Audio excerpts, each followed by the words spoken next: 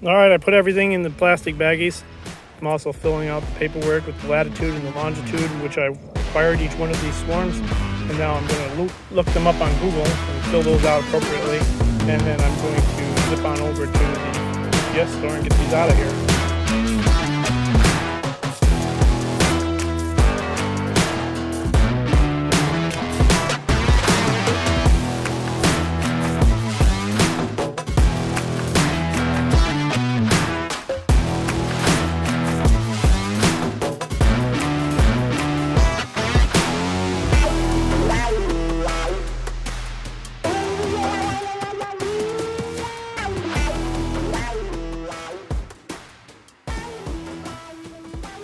Has not had anything except one brood break from last year and was retrieved in 2022. Yeah, beginning of 22. So it's assumed that she is a queen from 2021, as that was retrieved on May 20th, 2022. Today I am going to be doing some sampling from the hives of colonies that I've had that have overwintered at least one season, most of them two, or a daughter of a queen that's overwintered at least 1 year, without treatment, without chemicals, no more than brood breaks throughout the summer for increase, no purposeful splits other than that. And I am going to send them to the lab at Purdue to Brock Harpur, and he is going to analyze the genetic composition of these bees and determine whether or not they are indeed from feral sources or if they are from more common commercial or popular stock. We will see. That is to be determined. These are the cups that I will be using. I will be putting approximately a half a cup of bees in each one of these urine cups. I'm not going to be sending Brock any urine. I promise, no urine for Brock. This is a sample that will have come from Jackson, Michigan. This is a sample that will have come from a tree cutout in Ann Arbor. And this is a sample from, if you haven't seen them before in my videos, Romulus swarm trap bees that I've been catching near a colony that's been in a soffit for many years. It continues to provide probably good genetics in the region, but also bees for my swarm traps. This is a sample from a colony that was retrieved from Saline, also in 2022, the one I just referenced with that monster stack. And this is a colony that was retrieved initially in 2021 and is a daughter that was produced in 2021, and they have overwintered successfully since then. So we're going to sample these colonies, as they are colonies that I believe don't come from common stock. All right, let's get going. So I'm going to take the alcohol and the cups over to the hives and begin preparing to pull the samples for these. And I'm going to do the toughest one first. I'm going to go into hive number 38. Hive number 38, I could not locate the queen the last time I was in this colony. And the one thing that stinks about using alcohol and bees is that alcohol kills bees. And the other thing that stinks is that sometimes when you're doing an alcohol wash for mite monitoring, you actually inadvertently may wash the queen. It would also help if you went to the right colony. All right, here we go. Hive number 38, right here. And they have a queen excluder, so I know she's not in that top box.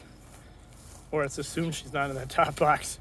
Anyways, so let's start digging through there and see what we find.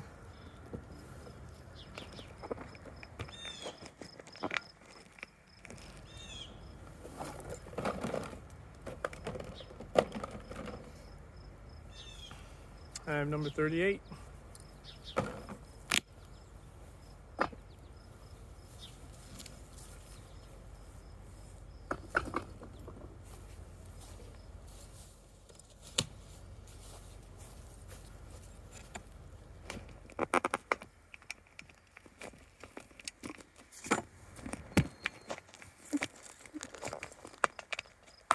All it'd help if the camera would cooperate.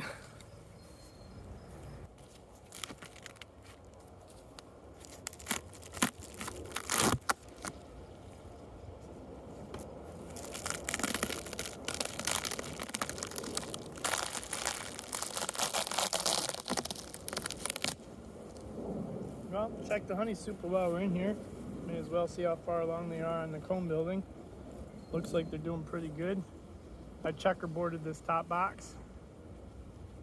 It's getting kind of dry, so I'm noticing a little uptick in their irritability. It's really hot today. Yeah, lots of nectar.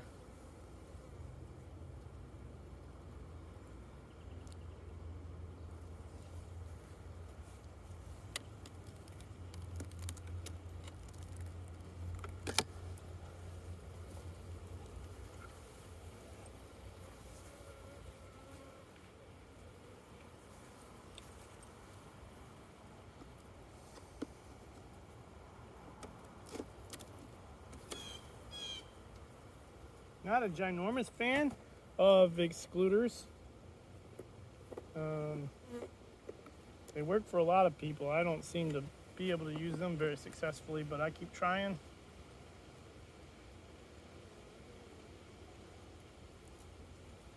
Full of nectar. This is the upper brood box. It's the third brood box. Take a quick look. This queen was poorly marked, and I usually miss her. I'm also hoping that the last time I was in it, I couldn't find her, but I also wasn't seeing a whole lot of eggs. Then again, I may have been in a hurry, so it's also possible they could have been preparing for swarming. But there's a lot of capped brood here.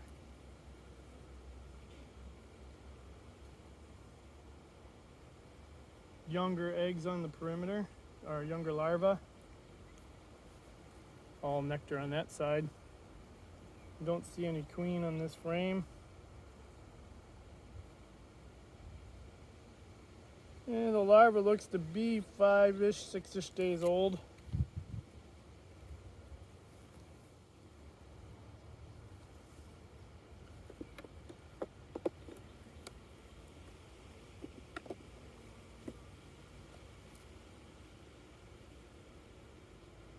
Nice, beautiful frame. Capped brood. No swarm cells. Also no eggs. Man, just look at that, wall-to-wall brood. That's a good opportunity to sample, because on this particular frame, I don't have a whole lot of drones, and I don't have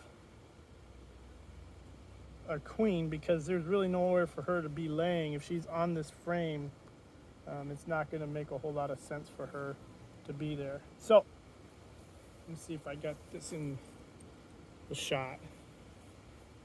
Take these out. Make sure I've got the right cup. Jackson number 38. 1 cup. Help me determine I got about a half a cup of bees. I'm going to shake the bees off into this pan, this dish pan that I stole from my wife. Don't tell her. Although I think she is subscribed to the channel, so she's gonna find out. And we're gonna give these bees a shake off into this pan, and all the nurse bees that are on this frame will generally stick around long enough for me to grab a cup of bees and put them into the sample. We'll get everything ready to go, so that way I'm not fumbling like a doofus.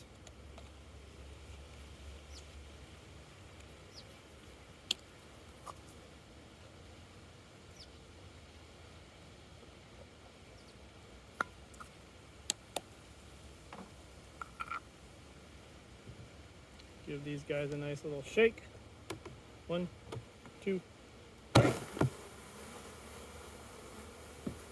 Give one more glance over, make sure the queen is just not in there. Don't see a queen. Grab half a cup of bees.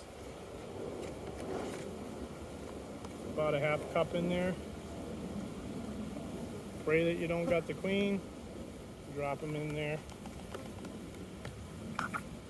Close this up. Nice and tight. Give it a swirl.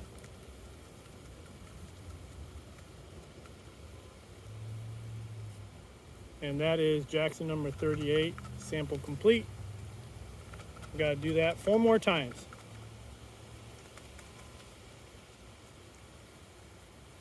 And really just hope the queen's not in there. I'll probably add some more alcohol to that once I'm done. Then I'm going to go put this in the shade, and we'll move on to the next one. All right, now I'm going to go ahead and just put everybody back, shake them all back, because most of these are nurse bees. I'm going to keep looking for eggs in this one since we already got it open. But, you know, the same principles would apply here in these circumstances as if you were doing a sample for mites. You would do the same thing. Put that back in there. Move on to the next frame here.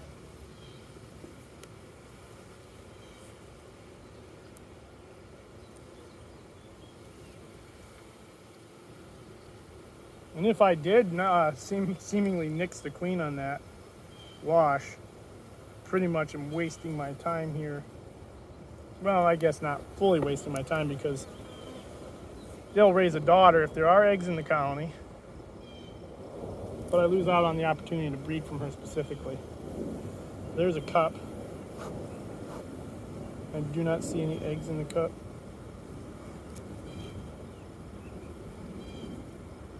Nope, no eggs in the cup. Also no queen, no eggs. There's another one that's pretty full. I'm gonna give this one an evaluation real quick. There's two or 3 day, 4 day old larvae in here. Anywhere she can lay, she's got it laid up. And they are doing quite a bit of backfilling. There's a day old egg down in the bottom corner, so I know she's in there. For the sake of time, I know I got another day or two at the very least to come back and deal with this in full scale. So I'm gonna put everything back, move on to the next colony for evaluation.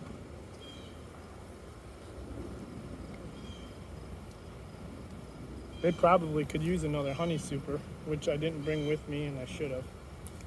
But I will bring another super for them.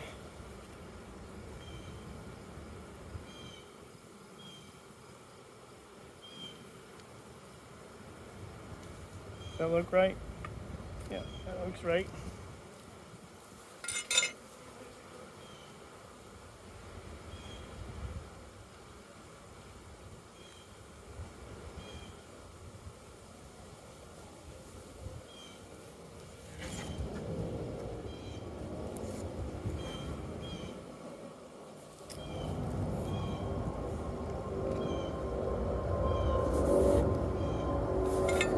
Also, I know the queen's below the excluder because there were eggs down there. Back up.